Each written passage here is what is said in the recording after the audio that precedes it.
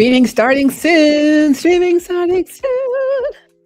We're starting. We are starting. Hey, hi, how are ya? Hey, it's been a minute now, hasn't it? Welcome back. Welcome back to the flow. It's me, Stephanie Stallworth, ATL traffic lady, or founder and CEO of the Flow streaming service, HowWeFlow.Today community, and so much more. So much more. Too much to mention in just one intro. But hey, hi, how are ya? Oh my goodness. Today is May 7th, 2026. And we're back at it. Back at it again. I tell you what is really going on, and when are you going to change? Well, guess what? If there's some things you need to change, I'm here to help you today. To this day, you've been holding out on yourself. To this day, you've been holding out on yourself. You've been living a fake, phony life to this day. But oh my Lord has sent me along the way to help some folks out today, including you. Including you, yes, including you, my darling. I gotta tell you, I'm so happy to share this message with you on today. The name of the video is I'd Rather Lose Applause. Wait. Let me go back. Let me set this up right. Let's see. Where would that be? I'd rather lose applause. I'd rather lose all that. All of this. Goodbye to this. Don't care about this.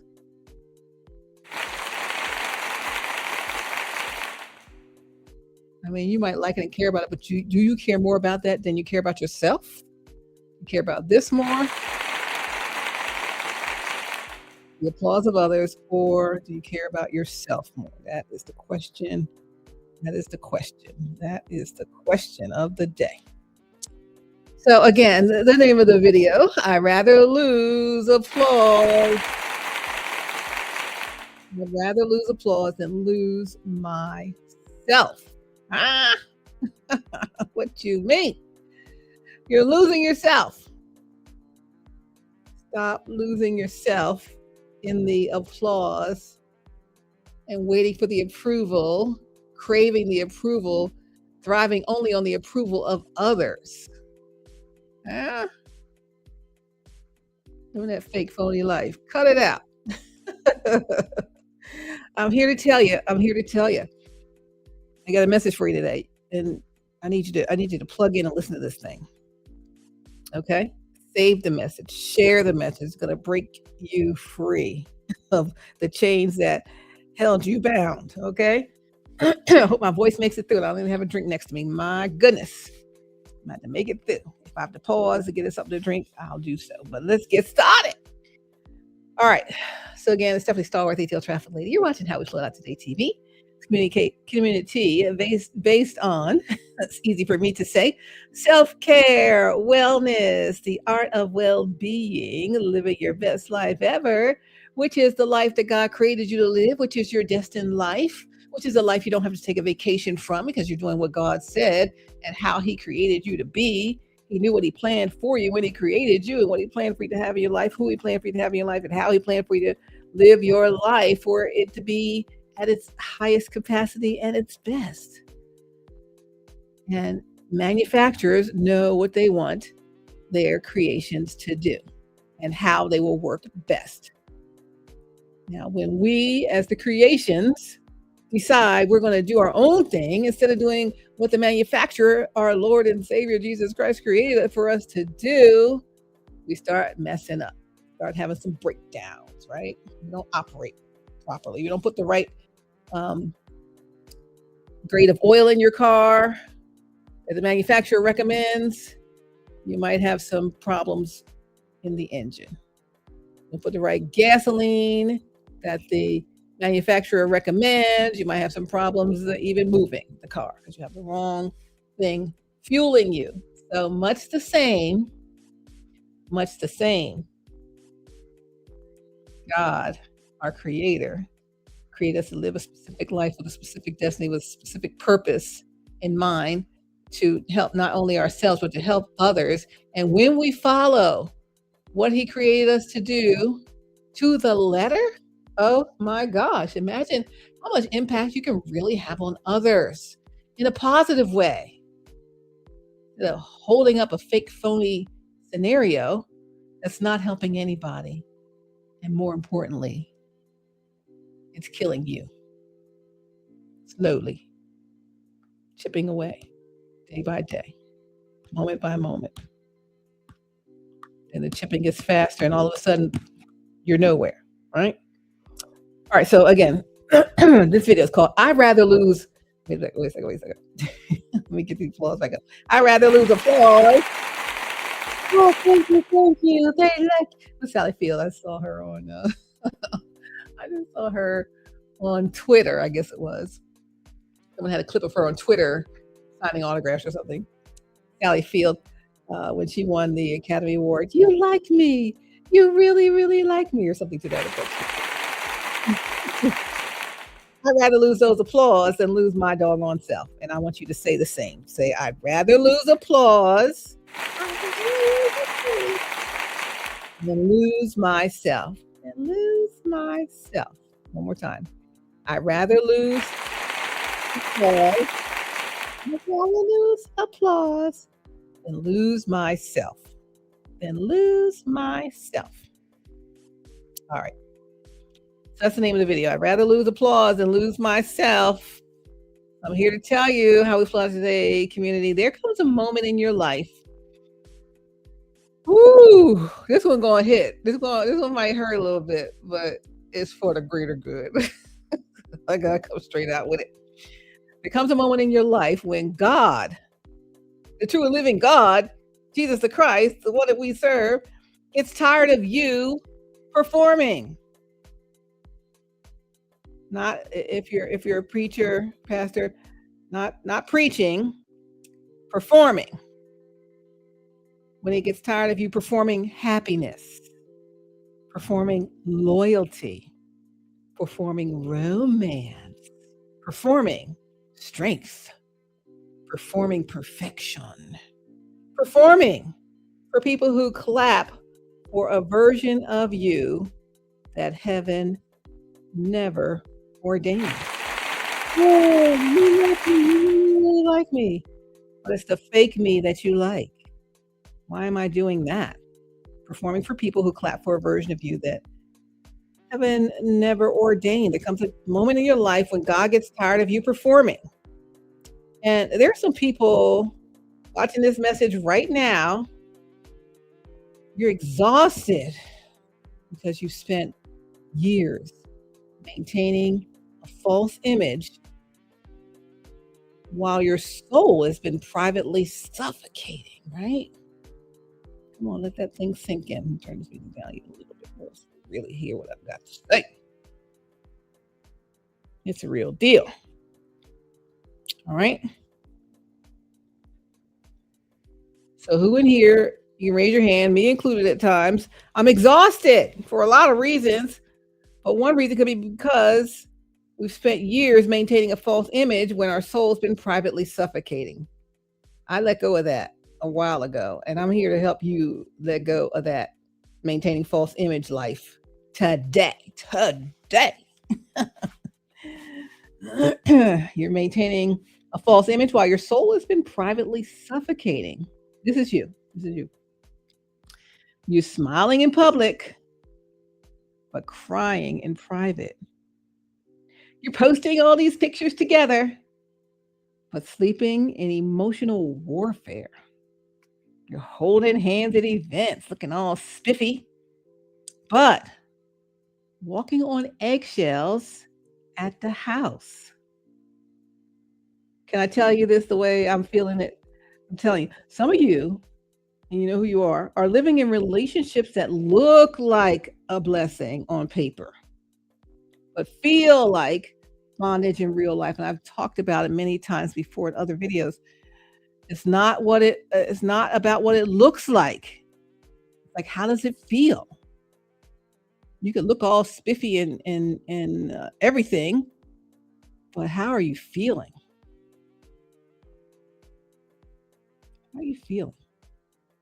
So again, some of you are living in relationships, and don't look at anybody else, look at yourself.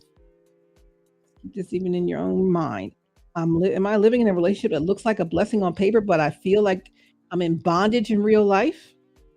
Everybody's up there saying, "Oh, y'all look so good together. Oh, y'all dress so great." But they don't know you haven't had peace in years sitting here with this person. They don't know. This is what they don't know.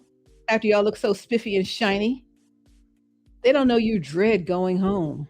Ugh, gosh, I gotta go back to the house. Ugh. They don't know your anxiety spikes when that phone rings and that person's calling you. Oh my gosh, what do they want? Can't get a minute. They don't know you've lost weight, lost sleep, lost confidence, lost joy, lost yourself trying to keep alive something God, come on now, has already allowed to die. And what makes it worse, this one's gonna hurt y'all, I'm telling you, but it's the truth. What makes it worse is when church people, eh, family people, social media people keep pressuring you to stay in something toxic. Hear this, because it fits their narrative, not your narrative, their narrative. What do they say to you? Oh, work it out. Go on and work it out, y'all. I know it's tough. Work it out. Pray harder. Y'all are relationship goals. Ooh, I want to be just like y'all. Nah, boo. Nah, baby. Sometimes, nah, shusha. Sometimes y'all are trauma goals. And that's the truth. Sometimes you're trauma goals. You're not relationship goals. Y'all are trauma goals. And people don't even realize it's trauma because you're faking it on the outside. Sometimes people are applauding your prison because they enjoy the show. I told you the 3-ring circus dog and pony show. How long are you going to do that? Tap dancing and stuff. Shut the thing down. Pull down the tent poles. It's done. It's a wrap.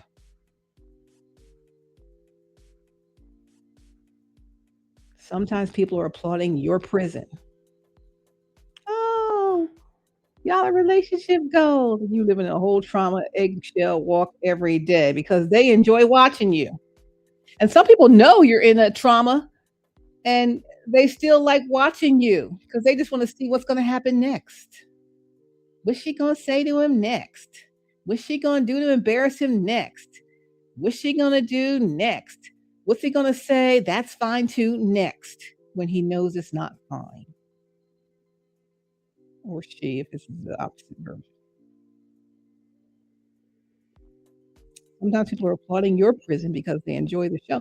But God, but God, but God did not create you to be somebody's emotional punching bag. Let me say this clearly because we don't talk about this enough. They don't preach this enough. This is important. Women can be abusive too. Manipulation has no gender. Narcissism has no gender. Control has no gender. Emotional violence has no gender. There are men, whether you're watching the video or people you know, sitting silently in pain because society told them they're not allowed to say they're being abused. And this has to stop. Why does this happen? Because the abuser, if it's the woman, is polished. She's articulate. She's beautiful. She's so sweet in public. Everybody says she's so sweet. Ain't no way she could be doing the wrong thing. But narcissistic people are often sweet to everybody except the person that they control. Y'all ain't saying nothing. Are y'all saying something to this video? I mean, this going to hit, hurt, punch, prick, pluck, pluck a nerve. It gonna hit home because we sick of the fake and the phony. We're ready for the real and the authentic as a people. All that stuff's played out. All those stuff you learned played out. Societal norms, familiar norms, church norms, whatever norms, that's played out. That's why people ain't coming. We need to see the real. Because people are really going through what you're going through and they really hurting, but they see you faking and phonying like everything's so great. So they're hoping to be so great like you when they don't even realize they are like you, except you're being phony and they're living in the real. You're living in the real, but you're pretending it's not real. Yeah, the men are sitting silently in pain because society told them they're not allowed. You can't say you're being abused. What does that say about you as a man? What does it say about you as a human? It's not about man or woman, it's a human thing, humanity. The abuser is all polished, articulate, beautiful, so sweet. Oh, she's so sweet. But again, I'll say it again, narcissistic people, men or women, are often sweet to everybody except the person they control. Now they're sweet to you in public, but in private, it's a whole nother country heard from. So y'all can type in the comments. I know what you mean, girl. Yeah, this is it.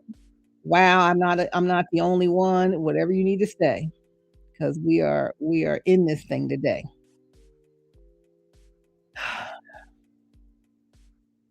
People, when they see your interaction, they're laughing. Boy, they laughing. Oh yeah, they in the comment section. Oh, she really keeps him in his place. That's what they're saying. But no, they're wrong. What she's doing is humiliation. They'll say she leaves him speechless. Never seen him with nothing to say. No. What she's doing is emotional intimidation. Woo! She keeps him on his toes. Ha! No. People are laughing. They think it's so good. No. What she's doing is giving you psychological instability. And the dangerous thing about narcissistic abuse or having narcissistic tendencies that it slowly disconnects you from yourself. It disconnects you from yourself. What does that mean, Steph? It means you stop trusting your own instincts. You stop trusting your voice. You stop trusting your discernment. You stop trusting what God showed you for you until one day, and I hope this is the one day you wake up and you realize, I have become a stranger to myself. But I came to announce to somebody on this good day here, whatever day you're watching, day, night, evening, weekends, afternoons, or whatever, overnights, whenever you're watching this, God is calling you back to authenticity, not image.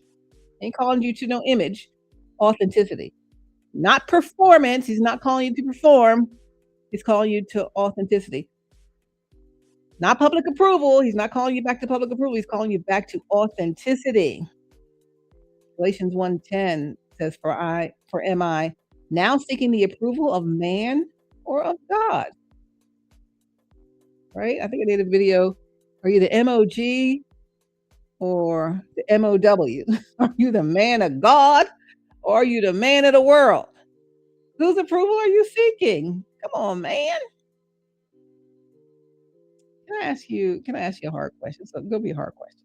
It's gonna be a hard question because we're gonna have to be forced to look at ourselves in ways we might have avoided. Okay, here's a hard question. How much of your life, think about it for real, like really dig into this stuff. This is gonna help somebody today. How much of your life has been built around what other people would think? How much of your life has been built around what other people would think? If I do so and so, what will they think? If I do such and such, they'll think so and so. So I better do so and so, so they'll think such and such. What are we doing here? How much of your life has been built around what other people would think? For example, you picked the relationship because it looked successful. You picked the person because they quote unquote fit the image. They tall enough, they fine enough, they flashy enough, they loud enough, they popular enough. You wanted the shiny package. But I got to tell you, shiny things, this is important too. Shiny things are not always sacred things.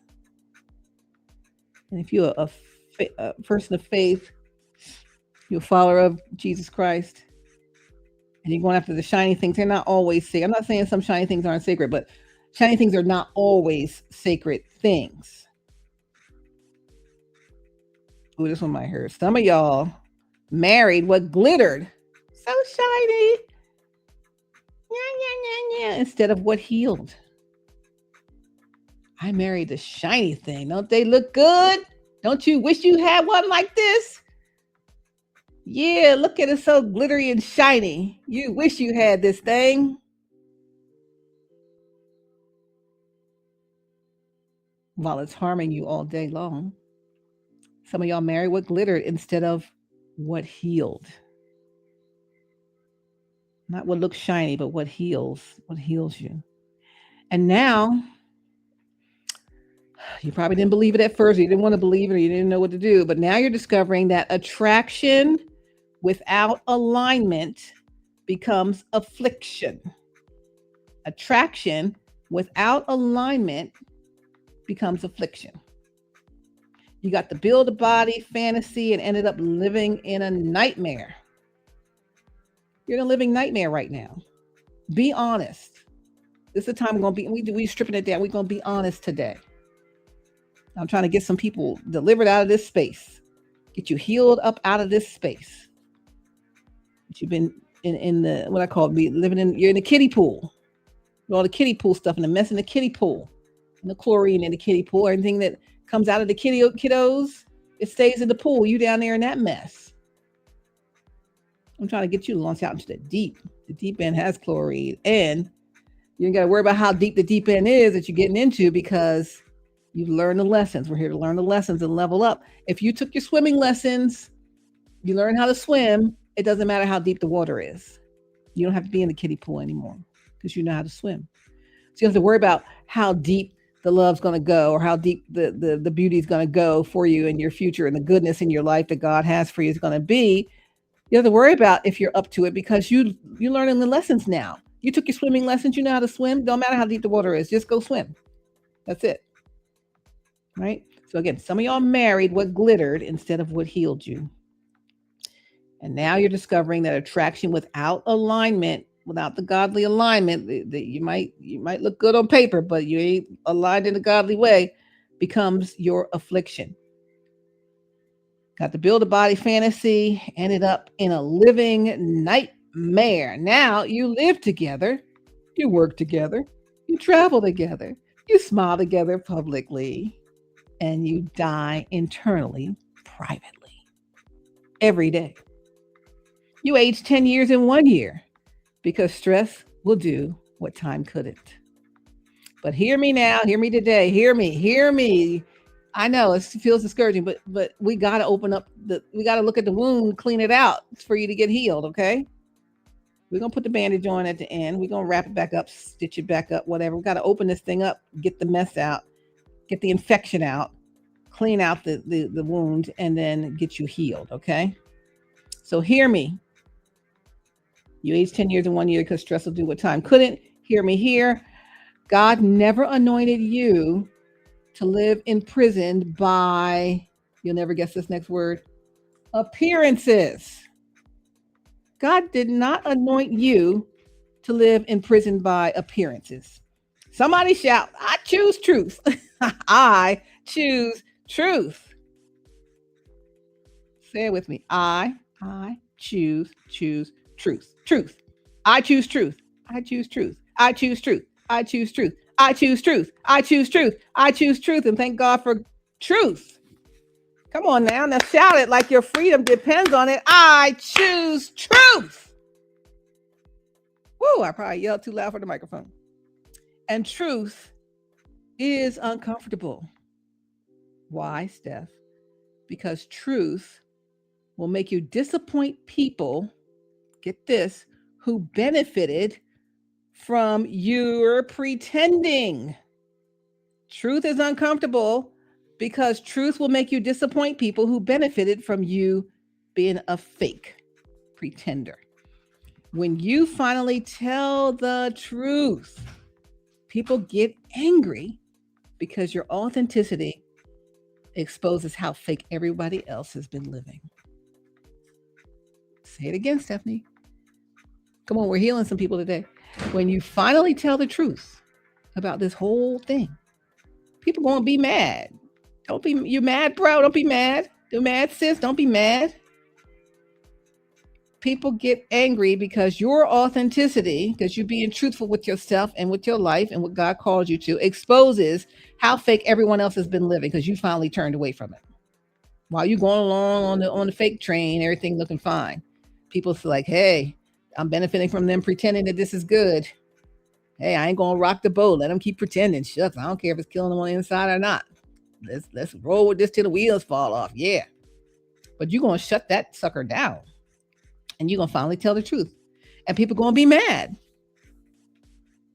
But they're not mad for any reason that benefits you. They're mad because your authenticity exposes how fake everybody else is living, including them.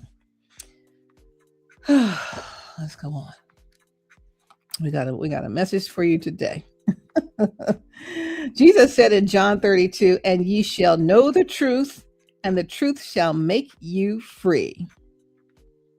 And notice this, truth doesn't keep you comfortable first.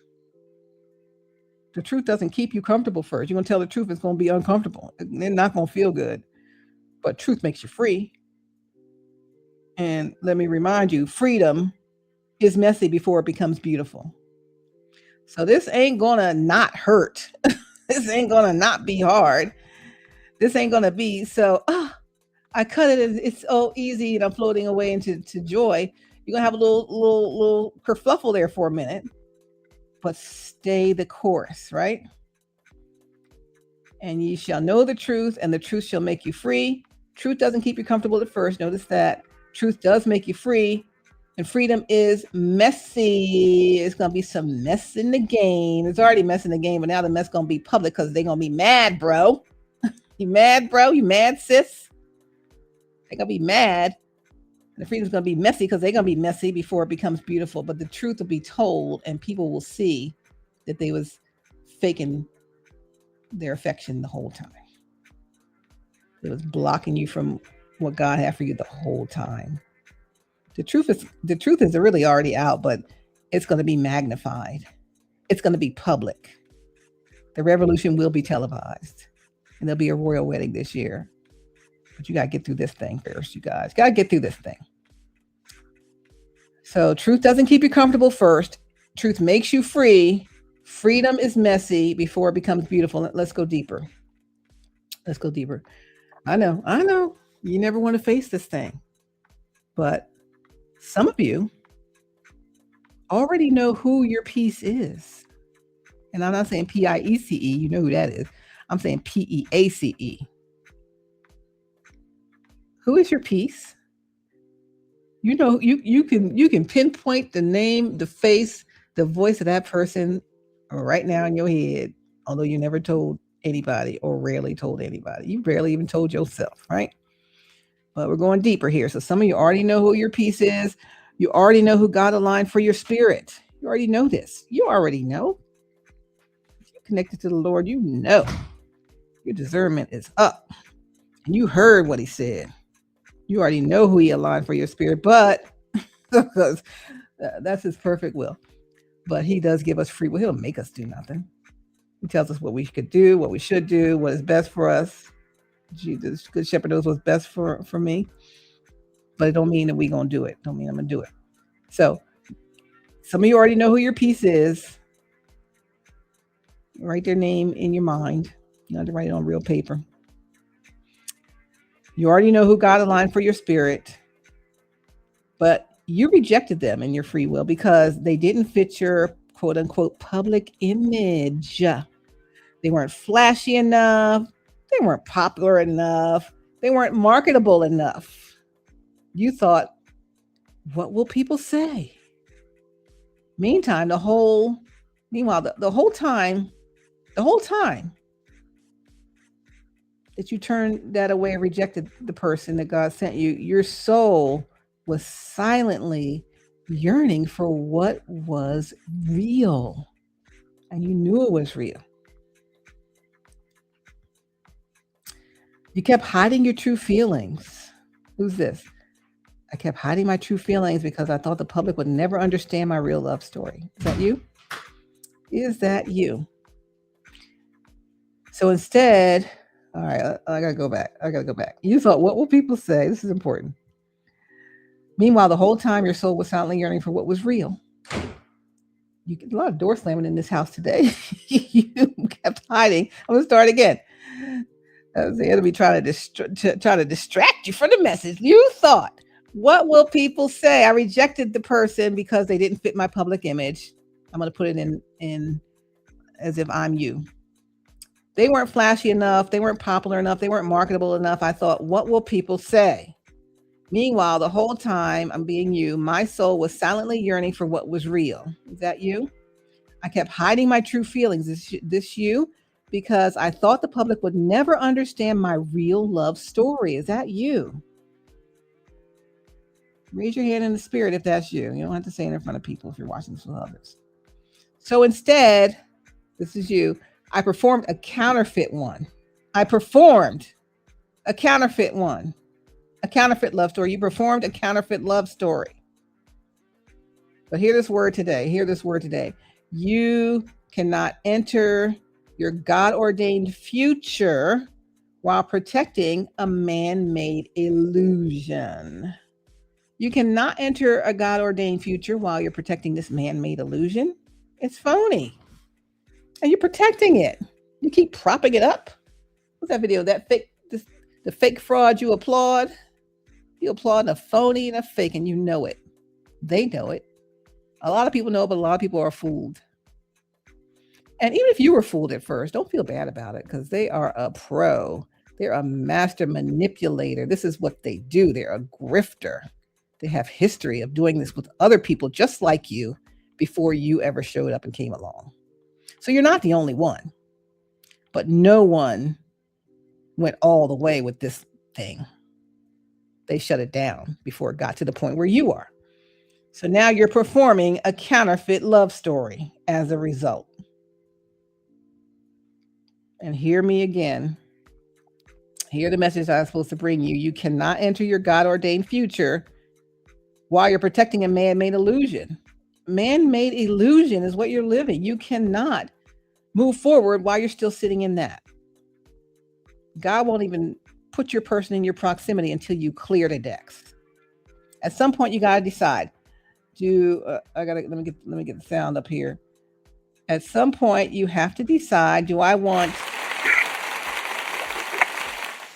the applause or do I want peace? What's your decision? I want applause or I want peace. I choose peace all day. I don't care if you like me or not, because I need my peace. There's a peace that passes all understanding. Keep your heart and mind through Christ Jesus. What do you want? I want applause. I want them to like me. You like me. You really like me, Sally Field. Because sometimes obedience to God will cost you public approval. Say that again, Stephanie. Sometimes obedience to God will cost you. It comes at a cost. It may cost you the approval of the public. I can't believe they're breaking up with this person. They were so great together. They're so great at performing a counterfeit love story. Right? Do I want the applause of the people or do I want peace in my life? Obedience to God sometimes costs you public approval. And if you're a leader, if you're a public figure, if you're a pastor, if you're an influencer, I need you to hear me carefully on this. A lot of people aren't telling you this. You are allowed to correct a mistake. You are allowed to leave dysfunction. You are allowed to divorce toxicity. You are allowed to walk away from abuse. You are allowed to stop pretending.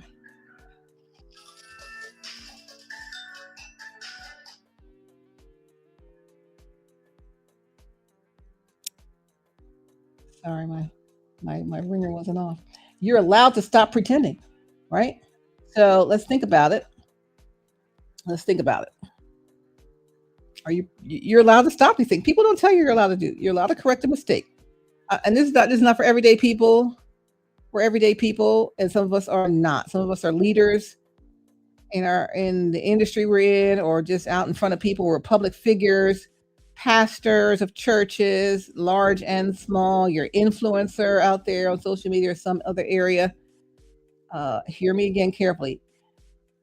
You're allowed to correct a mistake you've made. You're allowed to leave dysfunction you chose. You're allowed to divorce toxicity that you are being abused with. You're allowed to walk away from abuse. You don't have to sit there and take it just because you connected to the abuser, man or woman. Women don't sit there and take it, and men don't sit there and take it from a woman. Just because they're so cute and so yeah. And people think they're so sweet. They're not so sweet, and you know it because you live it every day. You're allowed to stop pretending that all this is all cool. Oh, my best decision since Jesus, huh? Stop pretending. Cut it out. Walk away from the abuse, divorce toxicity, leave dysfunction, correct the mistake. You gotta be willing to admit you made a mistake, because some people don't want to even admit you made a mistake. Ain't nobody perfect. Everyone can understand if you made a mistake, especially if you tell the whole story. Stop telling that pretended story that you're living a fake life. I know religion taught you stay no matter what. But God never called covenant to become captivity. God never called covenant marriage to become captivity. And some of you have confused suffering in silence with spirituality. Not the same.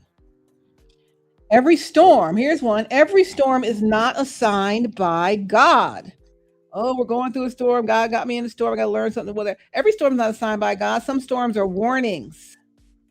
Doesn't mean they're your assignment just because you're weathering the storm. Some storms are warnings. Some relationships are lessons. They're not destinies. Don't get caught in a lesson as a destiny as you're dying slowly every day. And when God opens your eye, oh, this is the thing I've been meaning to say for so long on a message. When God opens your eyes to what's going on in this fake, phony thing you're living, you cannot unsee what he revealed. You can't unsee it. Once you see it, once it's clear, once you have clarity, you can't unsee it. Every time you look at them, look at the situation, look at what you're living, you can't unsee that it's not the thing. That is so phony, false, inauthentic, and killing you on a daily basis. You can't unsee what God opened your eyes to. He's revealed it. If he hasn't revealed it, he's revealing it to you today. You can't unsee this now. Play this video again and again and again till you get it. And you will not be able to unsee it, which is a good thing. You got to see these things and people for who they really are, what they really are. That's why Lot had to leave Sodom. That's why Abraham had to leave his father's house. That's why Ruth had to leave Moab. Because sometimes destiny requires separation. I've said this before. Some people cannot go where God is taking you because they are psychologically committed to the version of you that is dying. You're dying slowly every day. They're psychologically committed to that version of you because that's what they benefit from. Where God is taking you, they're weighing you down. They're weighing down your wings to get to where you need to go. They are not for the journey and the destiny God has you for. So you'll never, as long as you're connected to them, you will never get to the heights that God really has for you. Yeah, you're doing some stuff, but you ain't really doing what you're supposed to be doing. Yeah, that's good and all what you're accomplishing, but that ain't hardly scratching the surface of what God really has for you. If you don't dump that thing, you're never going to get there until it's your time at the pearly gates and God reveals to you what he really had for you, had you let that thing go, you're going to kick yourself for eternity, even if you're living it in heaven, because you didn't get to do and experience the fullness thereof of what God had for you, right? Sometimes destiny requires separation. Some people cannot go where God's taking you because they are psychologically committed to the version of you that is dying. But when you finally stand in your truth, it's a prepositional phrase, in your truth. Say, in my truth, in my truth. I'm going to stand in my truth. I'm going to stand in my truth. Say it with me. I am going to stand in my truth. I'm going to stand, prepositional phrase, in my truth. I'm not just going to stand, but I'm going to stand in my truth. So, but when you finally stand in your truth, when you finally become authentic, when you finally stop living for optics and how it looks, when you finally choose peace over performance, here's the capstone right here. When you finally stand in your truth, when you finally become authentic, that's the second thing. When you finally stop living for optics, the third thing. When the fourth thing, you finally choose peace over performance, what happens to you? Not only do you level up into what God had for you, but because you've experienced all of that and you were going through all of this experience that's not so great, you become the blueprint. You're a blueprint. You know what blueprints are? They're plans that are repeatable to create the same thing again and again to perfection. There are people. You become a blueprint because there are people watching your life right now, trying to find permission to save their own.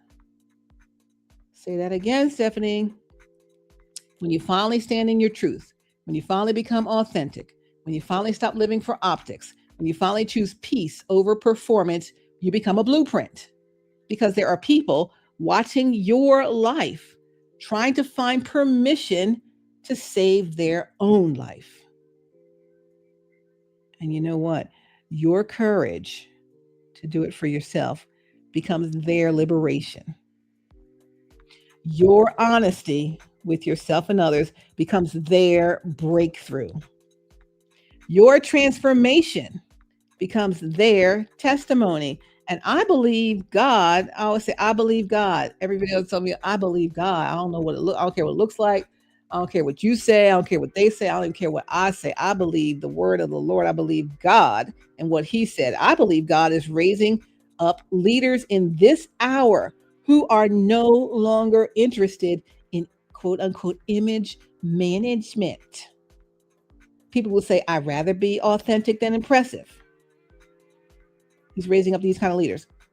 Say, I'd rather be authentic than impressive. He's raising up leaders who are no longer interested in image management, and they'll actually say, if I lose followers but keep my soul, I still win. Woo, I still gonna win. We already won. It's a fixed fight. My mom used to say, it's a fixed fight. When Jesus is involved, he's involved. And if you lose followers but keep your soul, you still win. But if you gain followers and lose your soul, you lose all the way around. So say, I'd rather be authentic than impressive, instead of I'd rather be impressive than authentic, because that's what you're living right now.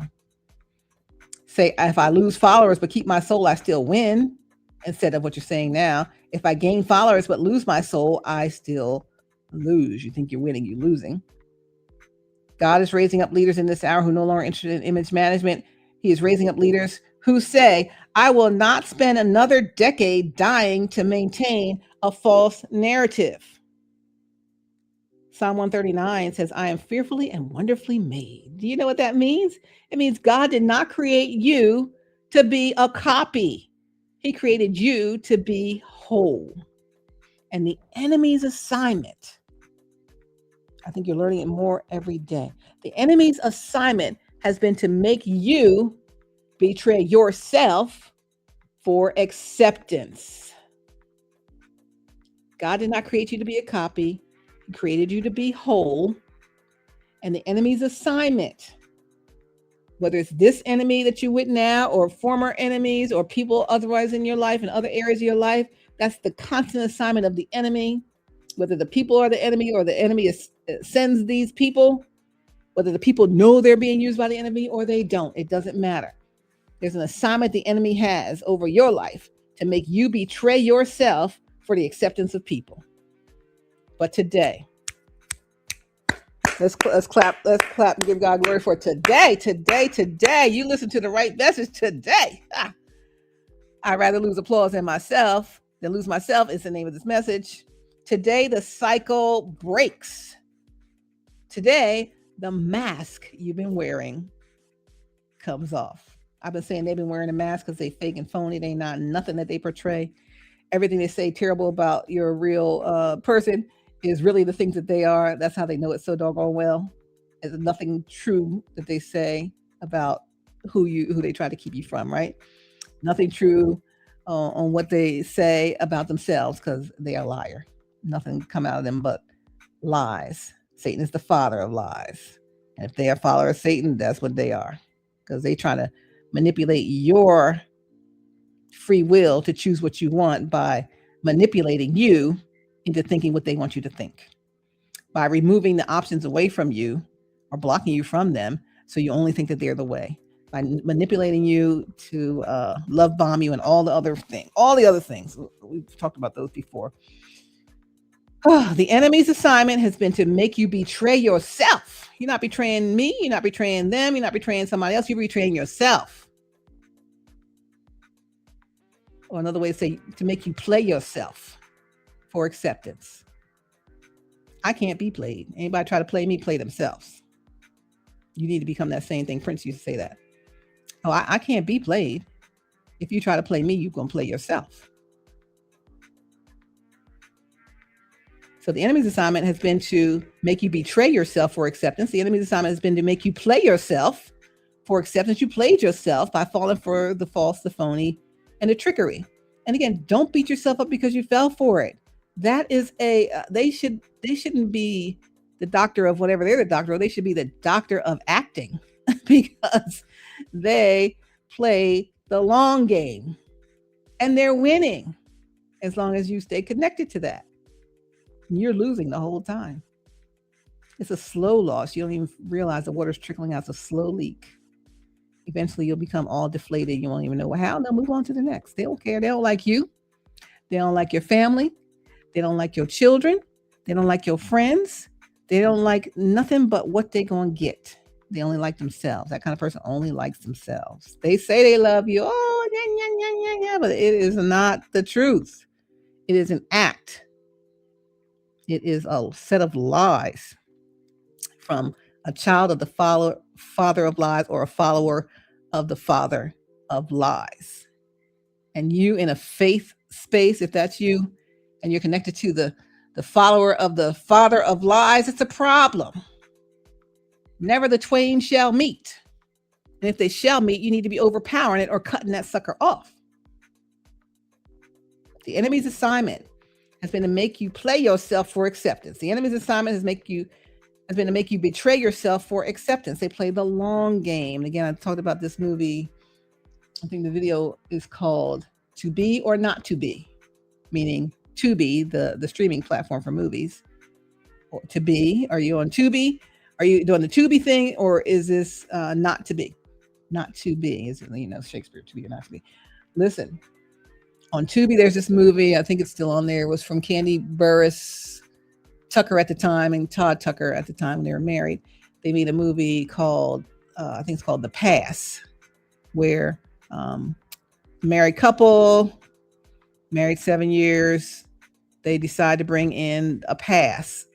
The husband said that his friend said that he gave his wife a pass, or his wife gave him a pass. And then so this husband decided to talk about it with his wife, not really asking for it, but sort of kind of wanting it, but sort of kind of trying to introduce that. And so they ended up, the 7-year married, happy couple, supposedly happy couple. She gave him a pass. He gave her a pass. And they married 7 years. Stormy, I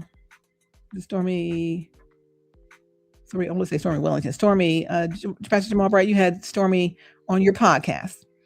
And she said, you don't know who these people are coming after you when you're in a public position. She said, they don't like you. They don't love you, but they don't care. They will even marry you. They'll do everything to get what you got. They will even marry you.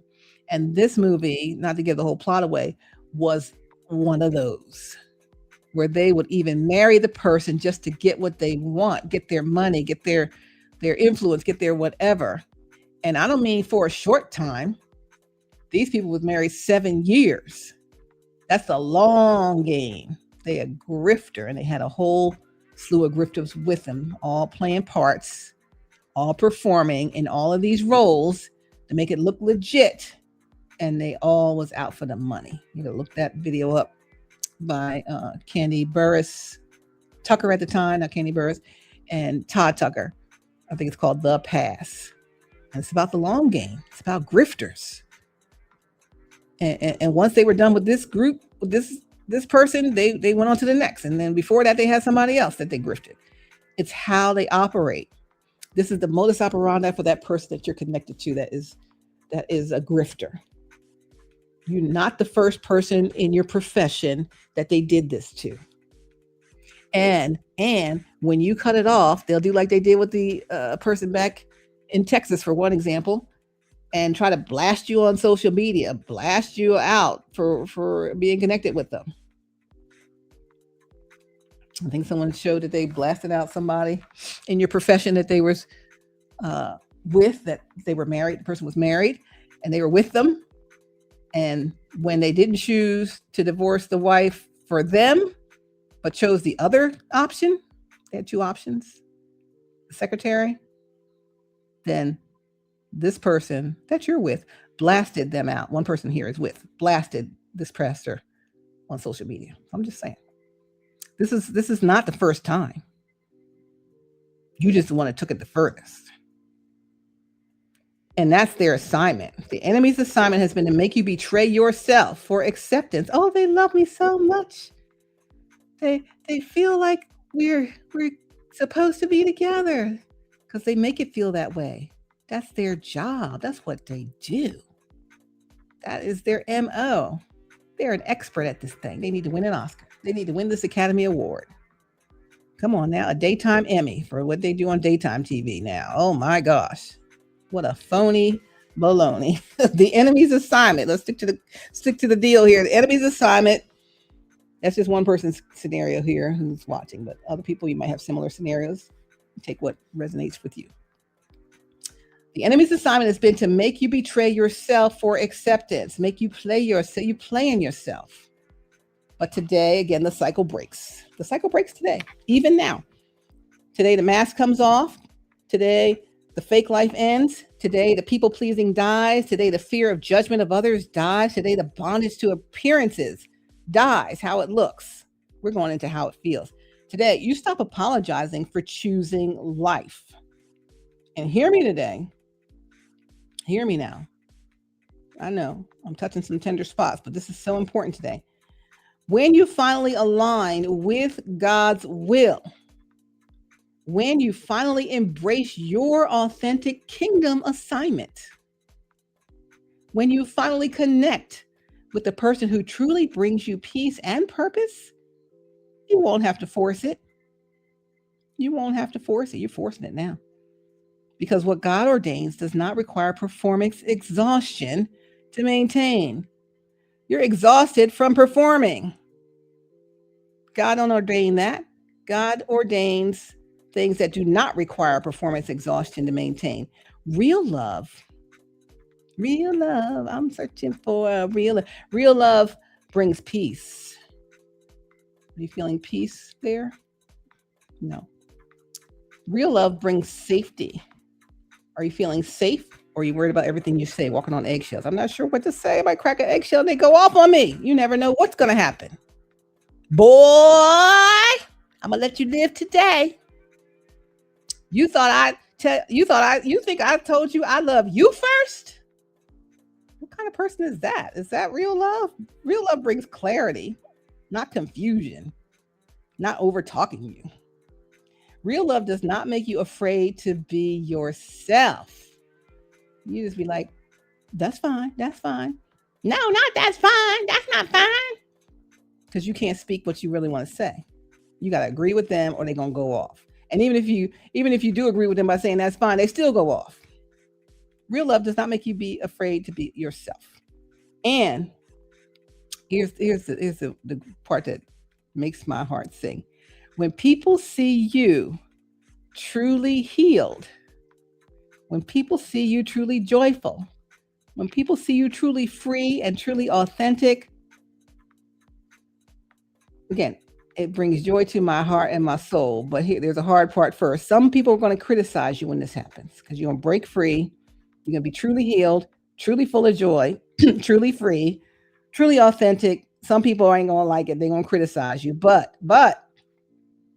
God, but many more will finally find the courage to transform their own lives because they're going to see you healed for real, you truly joyful, you truly free, you truly authentic, not performing healed, performing joyful, performing free, performing authentic, acting in your own life.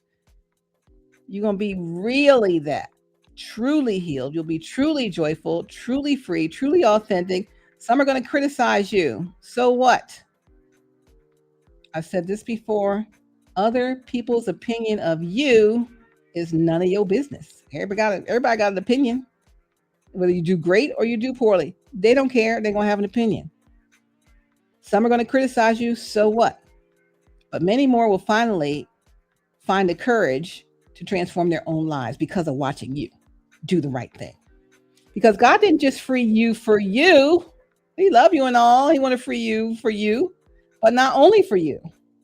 He freed you so your life could become a testimony. Look at me. I'm a testimony, no longer bound. No more chains holding me. It's such a blessing. It's refreshing. Praise the Lord. Hallelujah. I'm free. You know that song. God didn't just free you for you. You're already free now, mind you. You just didn't make that cutoff. So you've been free. You the cage bird singing.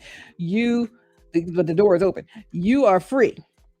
So I'm here to let you know you're free. You're free. You're free. You're free. You're free. You're free. In case you didn't know. Did you know? You're free. So God didn't just free you for you. Yes, He wants you to feel the ease and the joy and the authenticity and all that healed feeling, right?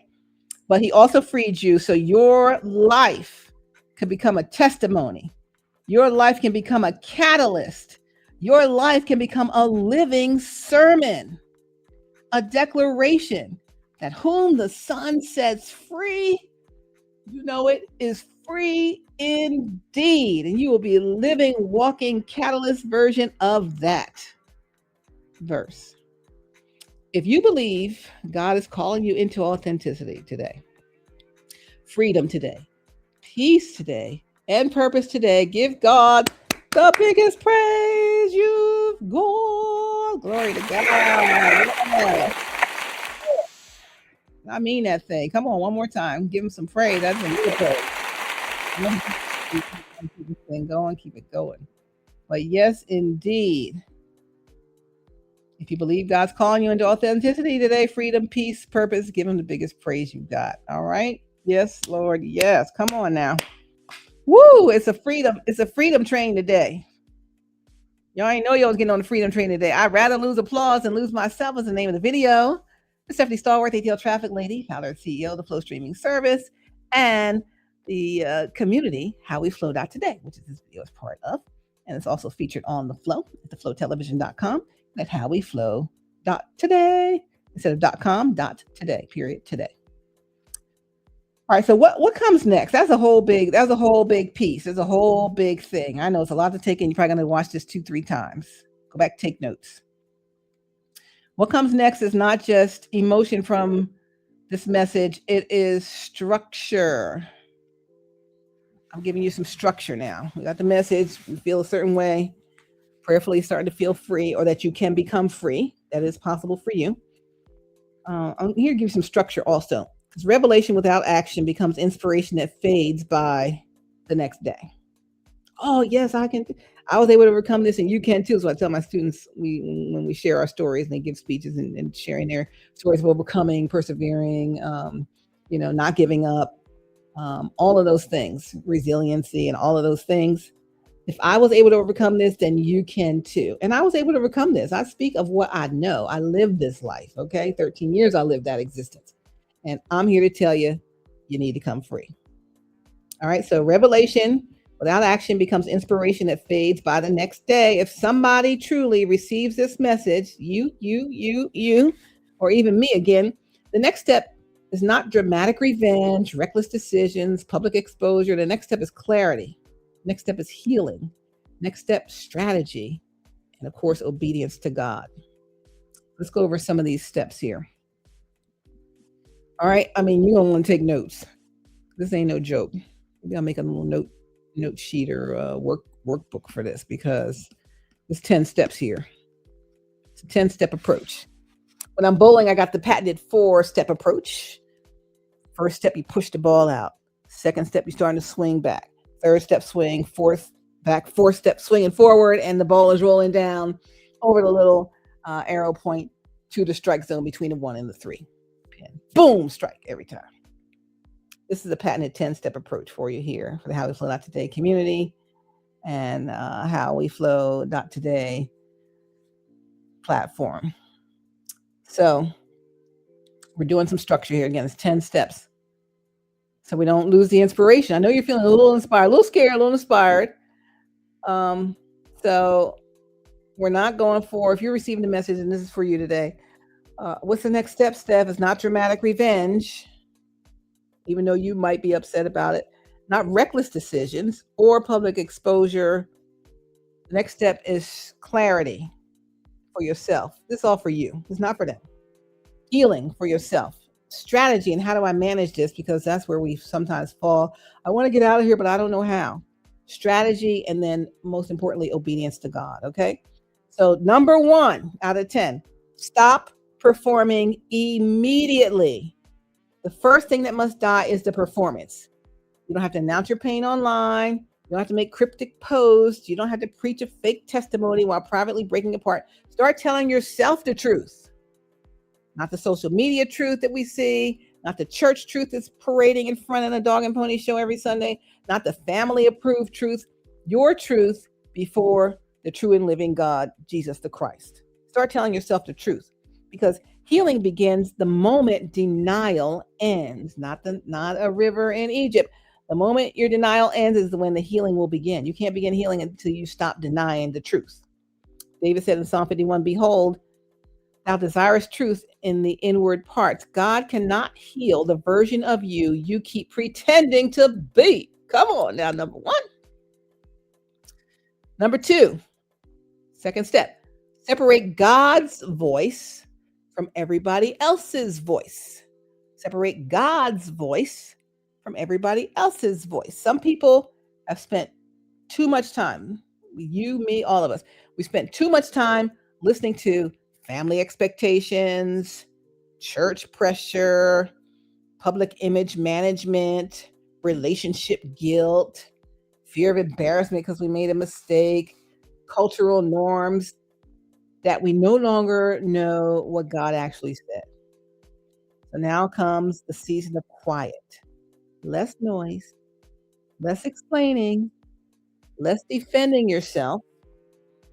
You need space to hear heaven clearly again, because you're living it, so you know toxic environments distort discernment. Distort. Toxic environments, I'm saying the word wrong, distort your discernment, because the enemy don't want me to tell you this, because they're toxic. The whole environment you live in all day, you don't know if they're coming or going. They're crazy or quiet, sweet or evil. That's a toxic environment. It distorts your discernment. You can't discern what God is saying. Elijah did not hear God in the earthquake, fire, or wind. He heard him in the still, small voice. Some of us need to unplug from voices that profit emotionally from your misery. Unplug from voices that profit emotionally from your misery. That's step 2. Separate God's voice from everybody else's voice. Step 3. Stop calling abuse, quote unquote, compatibility problems. We're all right. We got some rocky spots, little compatibility problems. Don't call abuse compatibility problems. Those are two separate things. A person constantly humiliating you, a person constantly controlling you, a person constantly manipulating you, a person constantly gaslighting you, a person constantly verbally tearing you down, a person constantly isolating you from others, a person constantly threatening your peace, a person constantly making you afraid to speak honestly and walking on eggshells is not a quote unquote strong willed person. This is dysfunction. And hear me carefully. You can pray for somebody and still leave that sucker. You can pray for somebody and still leave them. Jesus healed people. He did not move all of them into his house. Did he? No. Forgiveness does not always mean continued access. Access denied. Access denied. Access denied. That's step 3. Stop calling abuse compatibility problems. It's dysfunction. You can pray for somebody, still leave them. Jesus healed people. He didn't move all of them into his house. Forgiveness doesn't always mean continued access. Deny the access. 4, build an exit strategy with wisdom.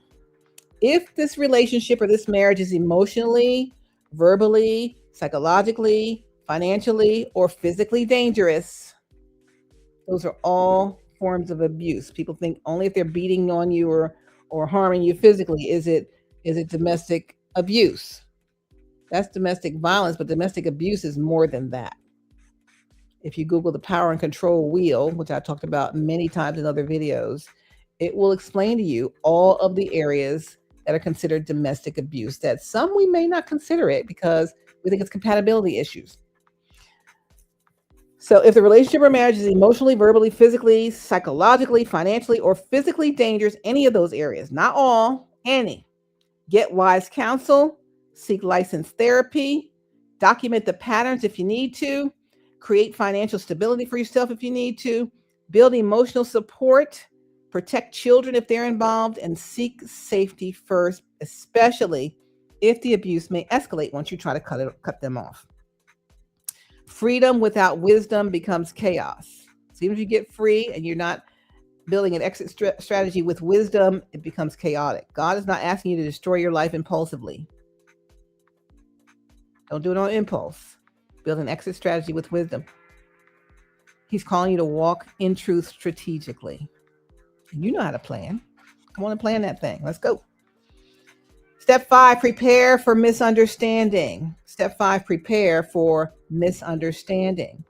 Some people will not understand your transformation because they were attached to your performance, your dog and pony show. So here's some things to expect. They're not going to understand you. You'll be misunderstood. They expect them to gossip about you. Expect them to cast judgment upon you. Expect spiritual manipulation. Expect selective outrage. Expect people to choose sides, even those you thought might have been for you. They'll still choose sides. Expect people to weaponize scripture. Expect people mourning the image more than your well-being. Oh, y'all look so good together, but you are miserable being killed on a daily basis. And they are mourning the loss of you looking so wonderful together more than they are worrying about how well you are. Jesus was misunderstood too. And here it is. People often defend toxic relationships. Why would people defend toxic relationships? Makes no sense, but they do, because your honesty about it being toxic threatens the lies that they are surviving inside of themselves. Your freedom confronts their own fear. People, I'll say it again, people often defend toxic relationships because your honesty threatens the lies they are surviving inside of themselves. They're surviving lies inside themselves. That's why they defend toxic relationships. Oh, it's not that bad. Oh, they don't mean nothing by it. Your freedom from this confronts their fear. It's going to help them too. Step 6, learn who you are without survival mode. You're in survival mode, bruh. Many people in toxic relationships lose their identity. You stop asking, what do I truly want? You only ask, how do I, oh Lord, this is so true. How do I avoid conflict? That's a walking on eggshells life. Let me start again. Number 6, learn who you are Remind them who you are. Remind yourself who you are. Learn who you are without survival mode. Surviving is not thriving. You've been in survival mode for your whole life. This is just the latest version of your survival mode with the latest toxic connection, right? And I don't just mean romantic connections throughout your life. Could be family connections or a way your upbringing toxic in ways, right? Because that's what they knew. That's what they understood and learned, right? And so you'll be the generational curse breaker here. But learn who you are without survival mode. So you don't send this down to your children. If you got toxic relationships with your children, here's your chance to fix it. Many people in toxic relationships lose their identity. You stop asking, what do I truly want? What do I truly want? What do I want? You only ask, how do I avoid conflict? So now, comes rediscovery. Rediscover. Here's the things you're going to rediscover. You're going to rediscover your peace. I love this next one. I love them all, but you're going to rediscover your laughter. I play this song, shall I pour some laughter upon your weary soul? You used to be so happy, your life complete and whole. Shall I pour some laughter upon your weary soul? You used to be so happy, your life complete and whole. You must communicate. Please don't turn away. I'm here to help you, and I plan to stay. I see confusion revolves inside your mind. There's no expression, no laughter there at all. Shall I pour some laughter upon your weary soul? You're going to rediscover your laughter. That is a Desiree laughter song. I love that song. I'm here to. That's why I'm here. That's why I'm here. That's why God put me in your life, to pour some laughter upon your weary soul, to help you heal, to help you come up out of this thing, to learn who you are without survival mode. So stop asking yourself, what do I truly want? And you only ask, how do I avoid conflict? How do I keep this thing going? So again, now comes rediscovery. Again, you rediscover your peace. You discover your laughter. You discover your convictions. What do you stand for? You discover your creativity. You discover your emotional safety. You discover your relationship. You rediscover your relationship with God. You rediscover your real desires. You rediscover your authentic personality. Who are you really underneath all of that fake and phony? That fake and phony coating on there so heavy, you're going to need something strong to dissolve that. And I'm here to help you. You're not too old. Okay, I know you're going to be in your 40s, 50s, 60s, or even in your teens and 20s. You're never, even 80s or 90s, too old to start over. You're not too old to start over. Abraham's real assignment started late. Moses' real assignment started late. Caleb still up wanted mountains at 85. Your life is not over because one chapter was painful. Even 10 chapters painful. Start over today. Pick up the phone. Call the one you love. Forget what everybody else got to say. That was step 6. Learn who you are without survival mode. There was the line from Edna Mode in The Incredibles first movie. She was talking to, she's the one who made the Supers costumes. And so she was talking to Elastigirl, which is the wife of Mr. Incredible. And she got so lost in motherhood and so lost in this and so lost in that. And she forgot she had some superpowers. She forgot she was Elastigirl. And she said, remind him who you are, right? So you can remind yourself who you are. Remind yourself who you are. Step 7, stop idolizing public perception. That was the applause we were going for. This is especially important for leaders. This is especially important for pastors, especially important for influencers, and especially important for public figures. If you're any of those categories, leader, pastor, influencer, public figure, it's especially important for you to stop idolizing what the public thinks, public perception. Because people will try to make you remain trapped inside a brand version of yourself. But God did not die for your image. He died for your soul. So please, I implore you, never sacrifice your mental health, never sacrifice your safety, never sacrifice your purpose or your destiny to preserve optics and how it looks, because eventually pretending becomes spiritual suffocation. So 7, stop idolizing public perception, because you don't want to become spiritually suffocated. Number 8, we have 10, let God redefine love. Many people were trained to mistake intensity for intimacy. Oh, they're so intense. They must really love me. Control for passion. You mistake control for passion. Oh, they want to tell me everything we should do. They got all these things that we should do. They want us to do it, and we're implementing the things. They're really passionate about me and us. Many people were trained to mistake intensity for intimacy. Many people were trained to mistake control for passion. Many people were trained to mistake anxiety for chemistry. I get nervous around them, but yeah, that means we have chemistry. No. Many people were trained to mistake dysfunction for loyalty. No. Many people were trained to mistake suffering for commitment. Just because you're putting up with it, that doesn't mean you're committed. You're committed to losing yourself. Let God redefine love. Real kingdom love. Pay attention to this. Maybe write these down. And then you could make a checklist and check off if the love you think you got is producing these things. Real kingdom love produces, number 1, peace. Number 2, safety. Number 3, honesty. Number 4, mutual honor. You don't honor them while they disrespect you. Real kingdom love produces emotional covering.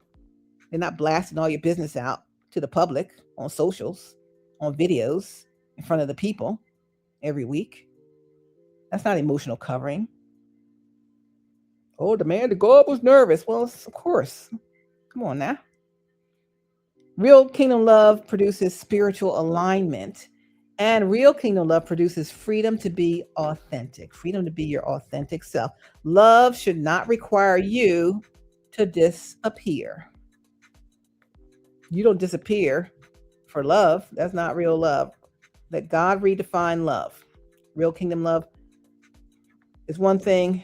We're often trained to mistake intensity for intimacy, control for passion, anxiety for chemistry, dysfunction for loyalty, suffering for commitment. But real kingdom love produces peace, safety, honesty, mutual honor, emotional covering, spiritual alignment, freedom to be authentic, and love should not require you to disappear. If you feel yourself shrinking every day till you're almost going to be gone, that's not real love that God defines it as, the way God defines it. Number 9, there's 10 steps here to get into where you need to be. 9. Oh, I love 9. I love them all, but I love 9. This is the key to the source of the gold dust. Thomas the Tank Engine movie fans. This is the key. This is your juice. This is your purpose. You had to go. Why? I was thinking, God, why did I have to go through all this stuff? Oh, I thought I was doing all the right things, and I still had to suffer, this in a relationship, that relationship, or whatever. Suffer abuse of this type or that type. Why? This is where step number 9 comes in. If you're asking why. 9, become the new blueprint. Once you heal, do not waste the pain. Don't be like, phew, I got over that. Thank God that's over. All right, on to the next. And you never talk about it or deal with it. Your testimony may become permission for a lot of stuff. I'm telling you, this is some real stuff. Look, I usually talk light and fluffy and feel good, but this is some real work to be done. Step 9 is become the new blueprint, because once you heal, God doesn't want you to waste the pain. There's a purpose to it, right? Sorry you had to go through it, but we're coming out as the new blueprint.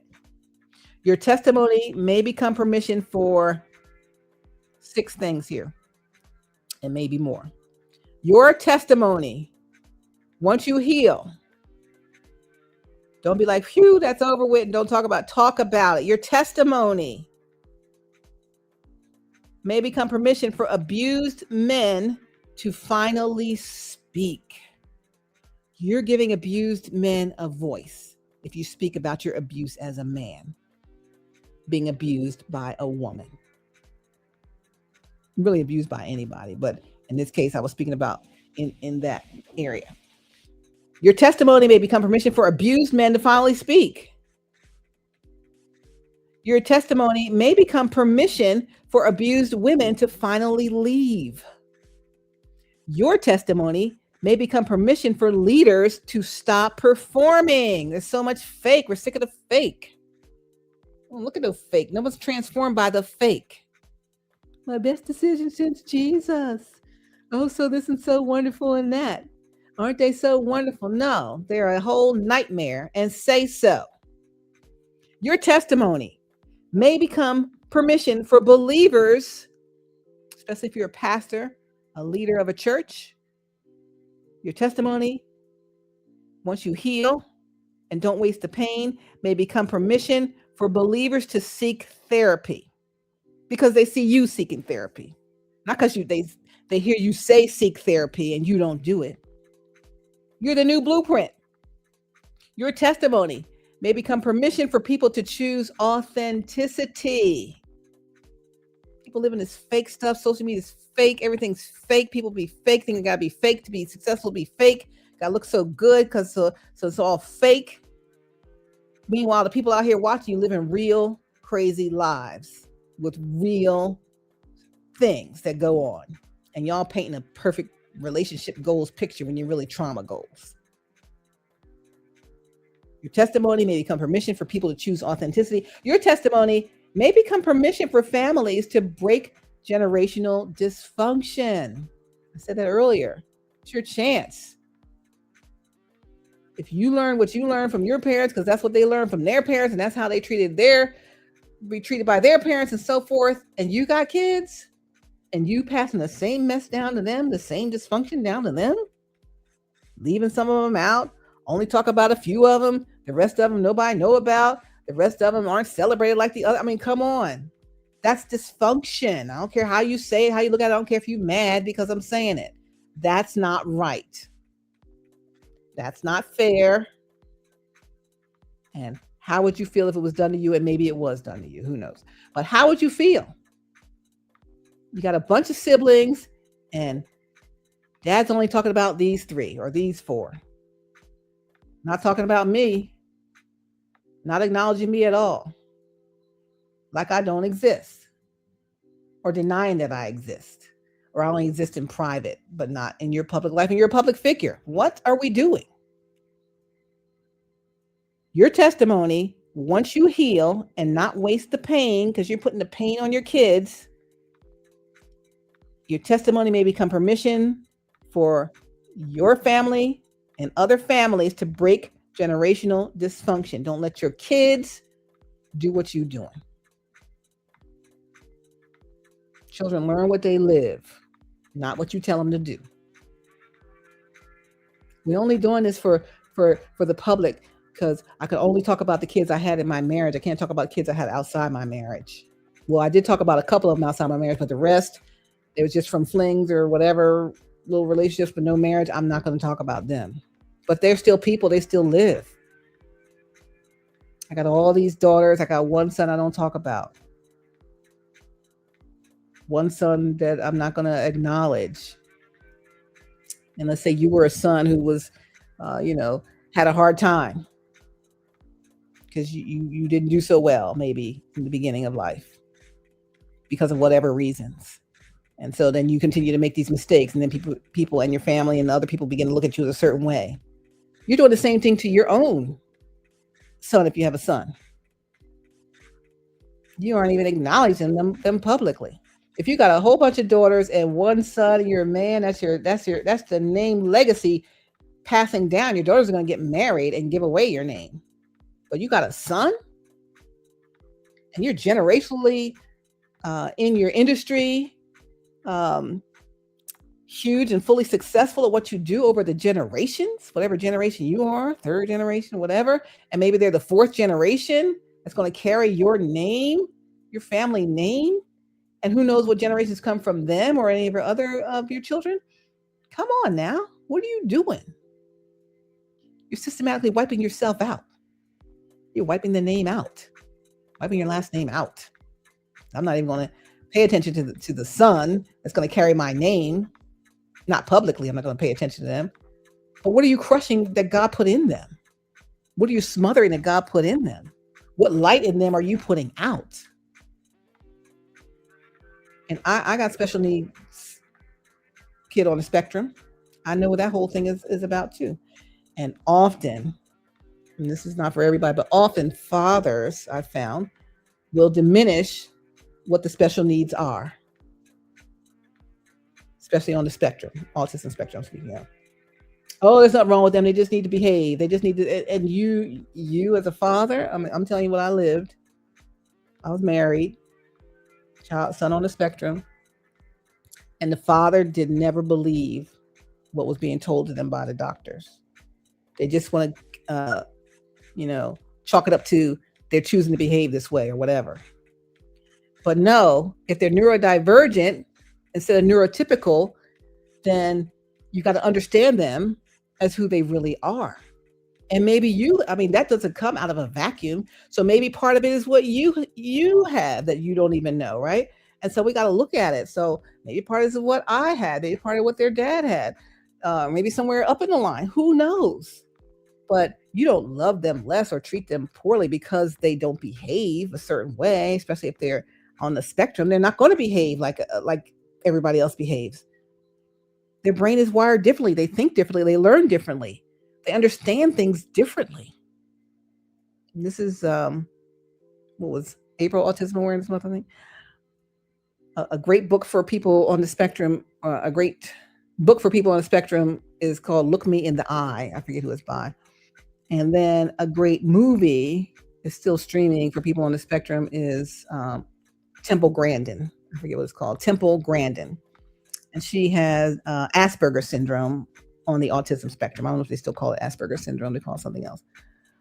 But, and that movie changed everything for my family because we could understand it from a person. She's a grown woman, from a person who lived that neurotypical, neurodivergent existence that explained everything that my son was experiencing and how he's presenting himself. But if he can't explain it because he's a little kid, you're not going to understand it. But understand it from an adult who's going back to tell you what it's like, because they still live. They don't grow out of it. They live it forever. But when you take the time and care enough to find out about your own people, your own child and their own special needs, and begin to give them what they need so that they can thrive in the amazing thing that God gave them. They say many people are on the spectrum, from the most successful people to so they say the Bill Gateses, the Elon Musk, the Michael Jacksons of the world, all kinds of people, right? Einsteins. So come on now, you can't punish them because they're not the same as you. Or maybe they are the same as you and you're punishing them because you didn't understand why you behaved the way you behave the way you still behave. A lot of adults don't get a diagnosis till their kids get a diagnosis and they realize, wow, maybe I should be tested for that. Because, yeah, that makes kind of sense to me. This is a whole aside lesson. Maybe we'll talk about this in another video. But come on now, parents.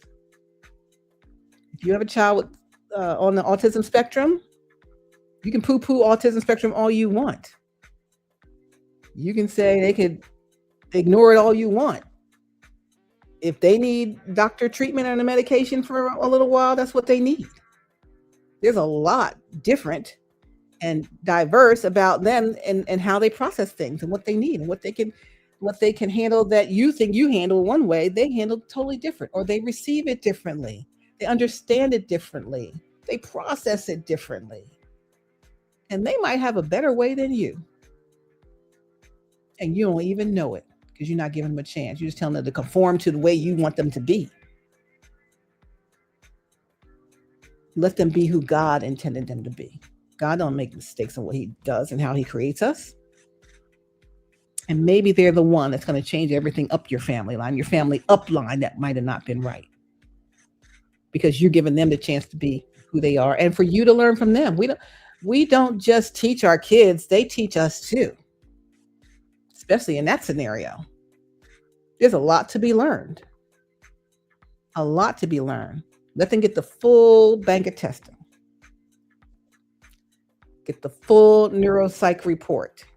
So you can understand exactly who they are, exactly how they process things, exactly what they need, exactly how to manage situations, why the things are happening. So you have a better understanding of them and you see them as who they are, not as who you think they should be. Just like people have public opinions about you and they see you as who they think you should be or who they think you are compared to who you really are. Come on. Let's think about this, everybody. I'm serious. If it's not you, and you don't have someone on the spectrum, if you know someone whose kid's on the spectrum and they can't ever bring them around, they can't come to family functions because they might, misbehave or get upset about something or, tear something up or whatever. You got to understand. You got to understand. The way they handle things compared to the way you handle things or other kids handle things is not the same. It doesn't mean they're not capable of handling things, but you have to understand them. I remember they kept putting my son in the wrong setting. Oh yeah, he's just not used to us yet, Miss Stallworth. I believe these special ed people in Montgomery County, Maryland. Special ed's supposed to be the best. We moved to that part of DC, Maryland, Virginia to get the best special ed, education resources there. Oh yeah, and I believed them because they were supposed to be so great. But the neuropsychiatrist, the neuropsych said, oh no, they're putting him in the wrong settings. They're misunderstanding him as a person with Asperger's. They don't understand him. They're placing him in some other category, maybe somewhere else on the spectrum with someone with some different concerns. So you have to understand people as who they are in the neurodivergent space, right? Just like you understand people who they are in the neurotypical space. There's no difference. The only difference is we who are neurotypical, if we are, try to categorize people who are neurodivergent or on the spectrum in the way that we categorize people who are neurotypical, and that's wrong. You can't compare apples to oranges. So even if you're an orange and you're trying to help an apple, you got to help an apple from an apple's perspective, not from an orange's perspective. If you're not on the spectrum and you're trying to help your child on the spectrum, you can't help your child on the spectrum from your understanding of being not on the spectrum. You have to understand who they are on the spectrum. And that comes by talking with the doctors and the people that are helping them, studying it, learning about it, researching it, learning as much as you can, learning from other parents. Get with the other parents in the class that they're in. They have friends in the class. And that you as parents are going through the same or similar things, right? And if for chance the school system isn't giving you or your child the free appropriate public education that they're supposed to get, you need to get a special ed attorney who specializes in special education law and can make that school system either provide what they're supposed to provide them on their IEP or their 504, whatever other plan they may have. Or if the school system that your child is in cannot provide the free appropriate public education called the FAPE, F-A-P-E, to your child and whatever special need that they have, autism spectrum or whatever, then they have to pay the school system, not you.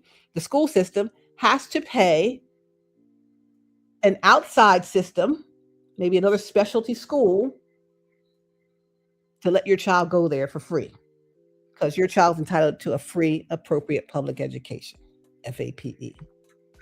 So look into special ed law, look into all that stuff. Make sure these people don't believe just what they're saying. Some people in special ed, I want to say that they all are doing the right thing, but it's not about necessarily the people. It's about the system, the school system and how they're set up. They wanted to send my child to a juvenile detention type school placement. And that was the only option they gave us. And we're like, But it's not just people like him there. It's people coming from the juvenile detention and people who, kids who were in the juvie system, criminal acts, and different kind of other environments that weren't the same as someone just on the spectrum only. And so his doctors were like, no, they cannot. Don't send him there. Don't allow them to send him there. That's the only choice they gave you. And we're like, yeah, because we don't know. We're just parents who don't know. We're learning. Yeah, that's the only choice they gave us was that place. I mean, and when they gave us that choice, it was a big conference room with a big conference table with the two of us as parents and probably, I don't know, 1, 2, 3, 4, 5, probably 10 or 11 people around the table from different parts of either the district and the special ed and the board and the this and the that and all and that school that they wanted to send him to. Oh, he's gonna be great there. We're like, oh my gosh, we were really nervous. And so we asked the doctors and they're like, oh, not there, because they know the schools. Doctors in your area know the schools. They know the special schools for special ed. They know the regular schools and the systems and who does what and who allows what. And I'm not gonna blame the special educators necessarily for putting my child in the wrong place. They probably put him in the wrong place because they didn't have what he needed. And when they don't have what they needed, they have to give you another placement. And the one placement they gave us was the wrong one. And because we asked around and they had the papers ready for us to sign that day, we're like, that don't sound right. We need a minute, right? So we didn't sign, but they were all there pressing, 11 people pressing us to sign the paper. We're like, no, we're not going to do it. You're the advocate for your child. Your child can't advocate for themselves. That's why you got to get educated on it. So you know what it is and what it's not. And so once we asked his physicians about that particular place, again, they said, oh, absolutely not. Because they know my child. They've been treating my child. They know he's not the one for that. And so they said, you're going to have to get a special ed attorney involved because the school's not going to do what the school's supposed to do. And again, I want to say it's not because the special educators didn't want to do the right thing because they knew the right thing, but they just probably the school system did not have what it took. So they only had one place that they had a relation. This school system had a relationship with this juvenile detention type school. So they probably got money from every time they sent a student there, they would get, some discount or who knows whatever it was. It was just a straight pipeline. We're like, no, we're not doing that. So we had, and I said, talk to the other parents in your child's room or in that school that have kids on the same special ed classes that they have, because they know. If they've been doing it longer, dealing with it longer, they know who the attorneys are. They know what to do in these things. They probably had to do it or heard other cases of doing it. So they knew the one attorney that the school system was afraid of, the one attorney that was going to get my child what he really needed and not what they wanted to give him. So because we made friends with these other parents and the kids were already friends anyway, so they have dates and play dates and meetings and whatever, and we meet the parents and talk about some stuff. And it was a great support system because as parents, you're going through this and you don't know any friends who have kids in the same situation with spectrum or what otherwise. You need other people in the same support system going through the same thing. But because they knew the name of that attorney, we called that attorney, had an appointment with them. They're like, what? They only gave you so-and-so school? I'm like, yeah. They didn't give you this one. They didn't give you this one. They didn't let you choose this one or this one. They're like, no, never heard of those. Well, who was it? And I told him who the contact was. He's like, oh, okay. So all he did, this attorney, special ed attorney, the one the school system don't want to hear from. Hey, Mrs. So-and-so, it's attorney so-and-so. I'm here with the Stallworths. Yes. Oh, so they said that you had an outside placement for their son over at so-and-so. They're like, oh yeah, no. Oh, well, what about that was all you had? What about so-and-so, and so-and-so place? Oh, okay. Right. All right then. All right. Thanks so much. All right. Great talking with you. Click. I mean, that was how fast the conversation was. And then the attorney said, okay, Mrs. So-and-so is going to be calling you with option for this school, and this school that y'all can all go look at, and we can choose whatever one you want. And that was without even have to give a $3,000 retainer fee, which we did not have. Glory to God for that. But that school knew, that school system knew the jig is up when you got the right. It's a fixed fight when God is in it, right? It's the same thing. The jig was up when we had the attorney that knew how to get what was required for the student instead of what was easy for the school, or what the school system wanted to pipeline you into, what they're connected to, and that they maybe get a discount on, who knows what. And sure enough, we thanked him. We got down to the car, and Mrs. So-and-so was already calling us. Oh, Mrs. Stallworth, like nothing ever happened. Hey, yeah, there's 3 other schools I want to tell you about, so that, your son can go and y'all can take a look, and you can choose whichever one. Just let us know which one you want him to go to. Simple as that. But this has nothing to do with this video, but why does it have to take all of that for a child to get what they're supposed to get if they have special needs? Why is that? Where is the disconnect? I know as special educators, perhaps as you were getting your education and coming up in your career, you had high hopes on how to help the students. And then you get into these systems, whether it's the school systems or whoever knows what the real reason is, if it's funding, who knows what, that you don't give the child what they need. You give them what you have that works for you, not what works for them. Why is it even like that? Why did it take a legal intervention for you to say straighten up and fly right and give them all the options? They never mentioned, and that's the only place. Yeah, that's the only place, they said many a time. That's the only place. Yep, no other options until God gets involved. I'll say God used that attorney to call that place and say, hey, we know what you're doing over here, and y'all better fix it or we're going to have a case. And this man always wins his cases with the school system. So they already knew what was up. They're like, oh man, they found that attorney. All right, let me call. Hey, Mrs. Stallworth, da-da-da-da-da-da-da-da-da. You can go here, here, and here. Just let us know what choice you pick, instead of you must pick this choice, which was a poor choice for my child. So I say all this to say, become the new blueprint. Once you heal, do not waste the pain. Your testimony may become permission for the final thing was families to break generational dysfunction. That's how we got onto generational dysfunction, how your parents treated you, how their parents treated them, and all the things that they only understood and knew to a certain extent. And here you have a chance to break free of all of that and break the generational dysfunction and not pass that down to your kids. Your kids are already experiencing it. And now's your chance to stop it before they end up having kids and do the same thing. And when you have a namesake son who's passing your name down and they're on the spectrum and you're not as supportive as you could be, or as understanding as you could be, or delving into, you are their advocate. On the spectrum, the behavior is going to be off the chain sometimes. But that's because they're being misunderstood. And you don't have the supports in place. You don't have the understanding of what it is or why. They talk about the triggers and the antecedents and what made them do this at a much later time. It was this antecedent. So we had to finally get into the antecedents. Well, what happened before? What happened? Nothing happened today. Well, it happened 4 days ago. Well, he said something happened 4 days ago. And that's why he did this 4 days later. So it might seem come out of the blue. Your child's behavior might seem to come out of the blue. Like, why they do that? They just want to. No, there was something that happened. It might not have been today. It might not have been yesterday. It might have been last week. It might have been 2 weeks ago. And then finally it comes out. So there's a lot of things as a parent of a child with special needs, but of course, only one I know is a parent with a child on the autism spectrum and Asperger's syndrome specifically, or a child with ADHD. I understand those.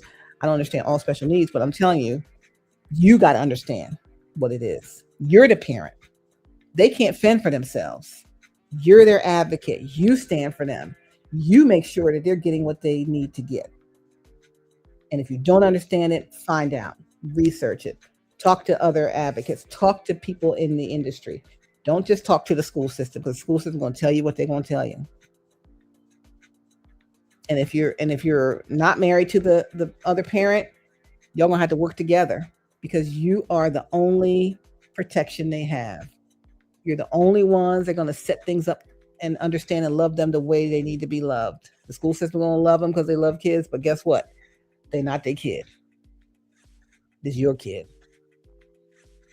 And if you want them to have a bright future, my son has a bright future. He's doing really great. In his mid-20s, IT, all kind of great stuff. That's because he had a great support system. The father finally came on board, realized what it is and what it ain't. And so it's not just a behavior thing. Oh, they're acting. No, that has nothing to do with them just want to be bad. It has a lot to do with their neurodivergency. It has a lot to do with being on the spectrum in this particular case, or whatever else there is. You got to understand all of that. You can't just be ignorant of it. Well, I would never do so-and-so and get mad at them and punish them instead of helping them. You have to unlock what is in them that they cannot express. We'll do another video about this. But I tell you what I lived, okay? I don't talk to you out of school. I talk to you about what I know. And I want to help some people here. All right, so again, 9 has become the new blueprint. Once you heal, do not waste the pain. Your testimony may become permission for abused men to finally speak when you tell your truth. Abused women to finally leave when you tell your truth. Leaders to stop performing and being fake when you stop performing and being fake. You have a lot of influence. Now use it properly. Your testimony may become permission for believers of Christ to seek therapy, especially when they see you going for it. Your testimony may become permission for people to choose authenticity instead of a fake life just to look a certain way for the gram, for the Facebook, for social media, whatever, for likes and clicks.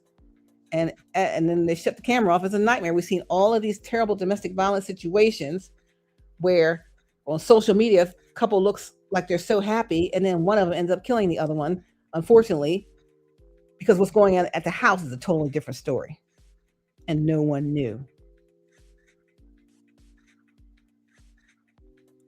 You become the new blueprint once you heal. Don't waste the pain. Your testimony may also become permission for families to break generational dysfunction. That's how we got off into a child or a son with special needs, autism spectrum, behaviors off the chain.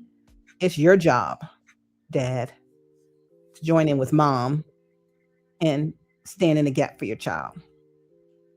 And stop hiding your child. Don't hide your children. You know, it's all for the appearance and optics. Well, I can only talk about the children I had when I was married. I can't talk about these outside children. The outside children are still children. They're outside of your marriage, but they're still your children. And when you dead and gone, and they remember how you treated them, you never gave them any shine. You gave only some shine. You gave the rest of them shade. They'll remember that. And then they may treat other people and their own kids the same. Or they may go complete opposite of you prayerfully and not do that. But it's up to you to break it right now. You're still alive. Break the generational dysfunction. Your honesty may liberate thousands, tens of thousands, depending on your reach and your audience. 1 million, right? You got 1 million followers, 1 million people you can liberate by your honesty today. Sometimes God allows visible people like you to walk through visible transformation like you need to, because hidden people need courage. Joseph Pitt saved nations later. Joseph Pitt saved nations later on. That's become the new blueprint. Number 9. Number 10, we're going to wrap it up. Remember this. Fall back in love with the life God actually designed for you. Not the curated life, not the impressive life, not the applause-filled life, the real life, the peaceful life, the honest life, the God-ordained life. And if that path leads you towards healing, singleness for a season, restoration, counseling, rebuilding, or even eventually finding your true kingdom spouse, do not apologize for choosing life. Because at the end of the day, people do not have to live your life, you do. And one of the greatest acts of spiritual maturity is finally saying, I trust what God said about me more than what people expect from me. That's one of the greatest acts of spiritual maturity. Say this. I trust what God said about me. I trust what God said about me more than what people expect from me. More than what people expect from me. I trust what God said about me more than what people expect from me. And that's your greatest act of spiritual maturity, is you finally saying and believing that thing. So again, 10 is fall back in love with the life God actually designed for you. Don't apologize for choosing life. People don't have to live your life. You do.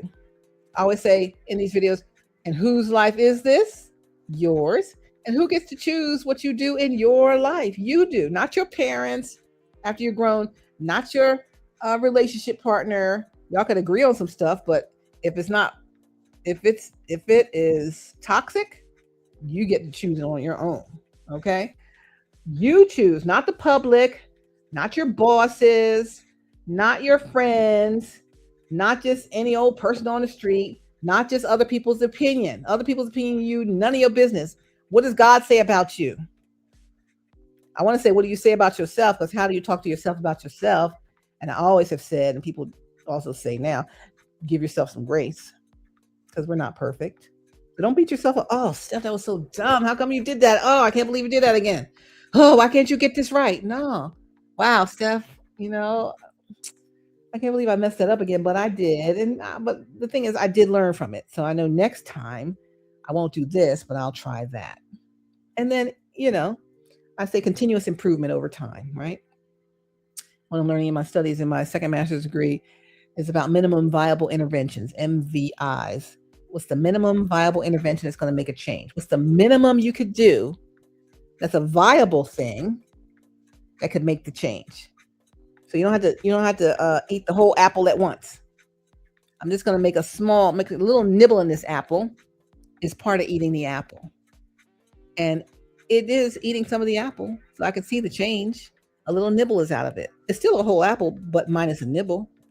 If I have another nibble and maybe a couple of bigger bites, over time, these minimum viable interventions, little bites, medium bites, large bites, mini bites again, those minimum viable interventions continuously over time make a difference. So eventually the apple will get eaten.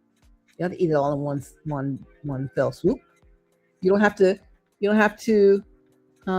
overcome any of these things we're talking about in one whole fell swoop. But you got to start moving towards it, even if it's just a little nibble. How am I going to eat this whole elephant? One bite at a time. One bite at a time. One bite at a time. One of the greatest acts of spiritual maturity, again, is finally saying, I trust what God says about me more than what people expect from me. And that, ladies and gentlemen, that is how we win, no matter what. Everybody's hand go up and praise the Lord about that. Again, this video is called I'd Rather Lose Applause Than Lose Myself. Scriptures we talked about were Galatians 1 and 10, John 8:32, Psalm 139:14. And again, there comes a moment in your life when God gets tired of you performing, not preaching, performing. Performing happiness, performing loyalty, performing romance, performing strength, performing perfection, performing for people who clap for a version of you that heaven never ordained. And there are some of you who've been listening to this message, you're exhausted because you've spent years maintaining a false image while your soul has been privately suffocating. You smiling in public, but crying in private. You're posting pictures together, but sleeping in emotional warfare. You're holding hands at events, walking on eggshells at home. Can I tell it the way I feel it? That's what we did today. Some of you are living in relationships that look like a blessing on paper, but feel like bondage in real life. Everybody say, oh, y'all look so good together. This is a recap. But they don't know you haven't had peace in years since you've been up in that relationship. They don't know you dread going home. They don't know your anxiety spikes when they call that phone. They don't know you've lost weight, lost sleep, lost confidence, lost joy, lost yourself, trying to keep alive something that God has already allowed to die, but you keep trying to pump life into it. It's the best decision I've made since Jesus. And your decisions are not so great. I'm trying to look at those things. What makes it worse is when church people, family people, social media people keep pressuring you to stay in something toxic because it fits their narrative. Work it out.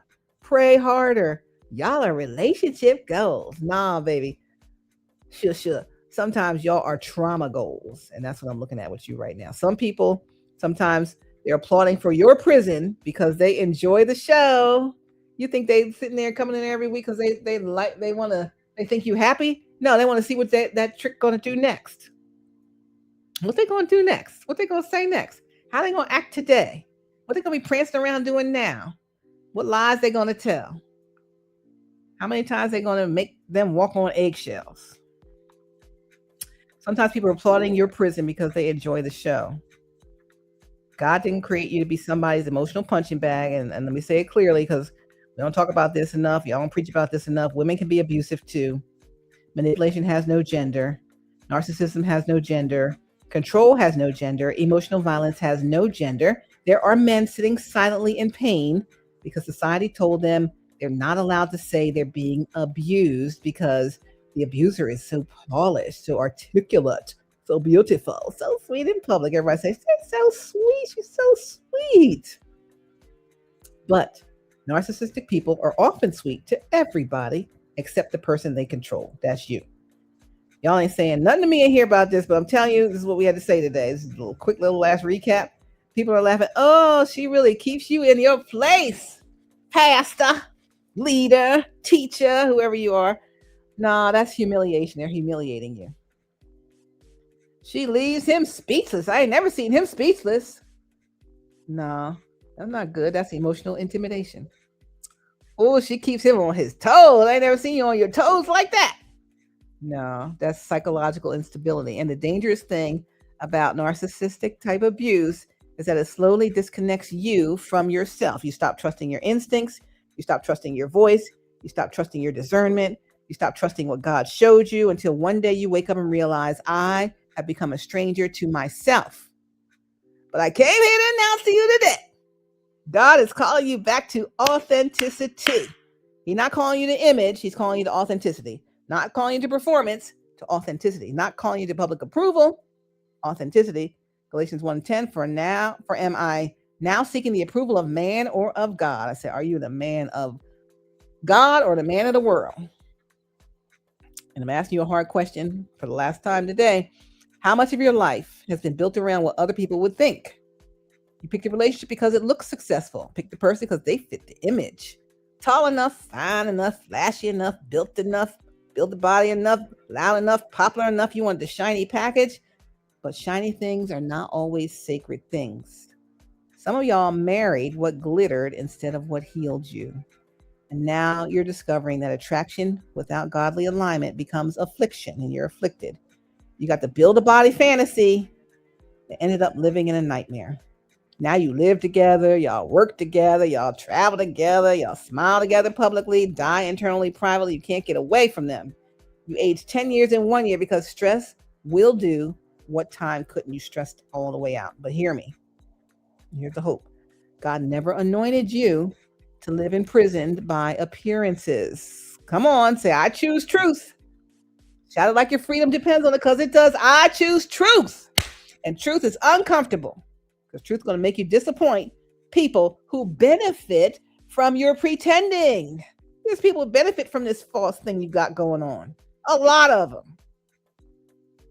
When you finally tell the truth, they're going to be mad, bro, because your authenticity exposes how fake everyone else has been living. Again, Jesus said in John 8:32, and ye shall know the truth, and the truth shall make you free. And note this, truth doesn't keep you comfortable first. It does make you free, and freedom is messy before it becomes beautiful. So this ain't going to be a cute thing, but it's a required thing. And I'm going to go deeper, because some of you already know who your piece is. You be trying to ignore it, trying to push it down. It's going to bust out like a fire hose. You already know who got a line for your spirit, but you rejected them because they didn't fit your public image. They weren't flashy enough. They weren't popular enough. They weren't build a body enough. They weren't marketable enough. You thought, what will people say? They expect certain things of me. Meanwhile, the whole time your soul was silently yearning for what was real. You kept hiding your true feelings because you thought the public would never understand your real love story. So instead, you performed a counterfeit love story. But hear this word today: you cannot enter your God ordained future while protecting a man made illusion. It's all a mirage. And at some point, you must decide, do I want applause or peace? Because sometimes obedience to God will cost you public approval. And if you're a leader today listening, you're a public figure, you're a pastor, you're an influencer, I want you to hear me carefully. You are allowed to correct a mistake you made. You are allowed to leave dysfunction. Yes, you can. You're allowed to divorce toxicity. That's not something you have to stay for. You're allowed to walk away from abuse. Absolutely. You're allowed to stop pretending. I don't want to pretend anymore. I don't want to make the neighborhood a make-believe on Mr. Rogers anymore. Meow, meow, meow, meow, meow, meow, meow. I know religion taught you stay no matter what, but God never called covenant to become captivity. And some of you today have confused suffering with spirituality. Every storm is not assigned by God. Some storms are warnings. Some relationships are lessons and not destinies. And when God opens your eyes, you cannot unsee what he revealed. I'm praying he opens your eyes today, even now, so you can't unsee it. That's why Lot had to leave Sodom. That's why Abraham had to leave his father's house. That's why Ruth had to leave Moab, because sometimes destiny requires separation. Some people cannot go where God is taking you because they are psychologically committed to the version of you that is dying today. But when you finally stand in your truth, when you finally become authentic, when you finally stop living for optics, when you finally choose peace over performance, you become a blueprint. And that's the key to the source of the gold dust here today, because there are people watching your life trying to find permission to save their own life. Your courage becomes their liberation. Your honesty becomes their breakthrough. Your transformation becomes their testimony. And I believe God is raising up leaders in this hour like you who are no longer interested in image management. God is raising up leaders like you, people who say, I'd rather be authentic than impressive. People who say, if I lose followers but keep my soul, I still win. People who say, I will not spend another decade dying to maintain a false narrative. Psalm 139 says, I am fearfully and wonderfully made. Do you know what that means? Do you know what that means? It means God did not create you to be a copy. He created you to be whole. And we'll end on this. The enemy's assignment has been to make you betray yourself for acceptance. Earlier I said, the enemy's assignment has been made to make you play yourself for acceptance. You're playing yourself. But today the cycle breaks. Today the mask comes off. Today the fake life ends. Today, the people-pleasing dies. Today, the fear of judgment dies. Today, the bondage to appearances dies. Today, you stop apologizing for choosing life. And hear me, when you finally align with God's will, when you finally embrace your authentic kingdom assignment, when you finally connect with the person who truly brings you peace and purpose, you won't have to force it. Because what God ordains does not require performance exhaustion to maintain. Real love brings peace. Real love brings safety. Real love brings clarity. Real love does not make you afraid to be yourself. And when people see you truly healed, truly joyful, truly free, truly authentic, some going to criticize. They ain't going to like it. But many more people will finally find the courage to transform their own lives. Because God didn't just free you for you. He freed you so your life could become a testimony, a catalyst, a living sermon, a declaration that whom the Son sets free is free indeed. If you believe today, God is calling you into authenticity, calling you into freedom, calling you into peace, calling you into purpose, give God the biggest praise you got. Glory to God. I believe God. You believe God? I believe God. Woo, honey child. We've been 2 hours on this thing. Good Lord, have mercy in heaven. This is so good. It's long, but it's good. I need you to share this with everybody you know. Because people you know, or people you know who know somebody going through this, need to hear it today. Make this spread like lightning. Make it spread like fast as possible. Today is a day for freedom for so many people. Again, the name of the video, I'd rather lose applause than lose myself. It's Stephanie Stallworth. Your ATL traffic lady. Oh, I had to talk hard today, but it's real and real important. And the best is yet to come, baby. You know you got this thing. I gave you the whole rundown. Then I gave you the 10 steps to plan to get out of that thing and how to live your life victoriously through Christ and live your life in your authenticity and stand in your truth. I believe God. I believe God. I believe God today. Do you? Watch more great videos like this on HowWeFlow.Today or on the flowtelevision.com for the Flow streaming service. More details coming up for you as well about the new levels of membership in the Flow. Content creators, preachers, teachers, influencers, thought leaders, podcasters, gamers, food content, any kind of content. You guys are going to want to be part of the new things happening here at the Flow. So I got some more videos coming. So watch this space for more details on how you can get on board and become a founding member of what's going on in the Flow. Love, hugs, pats, all of that, heart eyes and everything. I love you. I love you. I love you, baby. I love you. Do. Yeah. So I'd rather lose applause than lose myself. You understand me? It is what it is, and it ain't what it ain't. And guess what? I don't want you to be like this, like you missed it.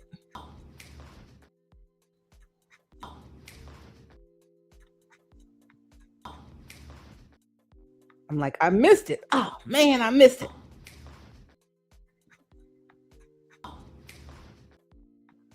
Yeah, don't be like me when I missed it. But once I missed it, one time enough, one time too many, I made the changes. And I'm calling you to make these changes today. Your best life ever is waiting for you. It's your dream life. It's a life you don't need to take a vacation from. It's a life that God ordained for you. It's your destined life. It's you doing what thus saith the Lord, not what thus saith you in his permissive will. You're doing his perfect will. We've learned enough lessons from the permissive will. We learned enough lessons getting backed into these corners that we're into with an abusive partner or spouse. We're ready to move forward in our authenticity, in our truth, and in our strength in the Lord. God created you to be so amazing. You're already good. You're really good. But it's time to become outstanding. All right. Love, hugs, pats, all of that, heart eyes and everything. And I'll see you guys. Share this video now. I'm not playing with you. You need to share with yourself first. And then share it with others and talk about it. Let me know in the comments in the chat how it's going for you. All right. Love you guys. Talk to you later. It's Stephanie Stallworth, ATL Traffic Lady. You are up to date. Glory to God. Let's be authentic. Get out of that fake thing. Bye. Thank you. Love you. Be great. Authenticity always wins. Glory to God.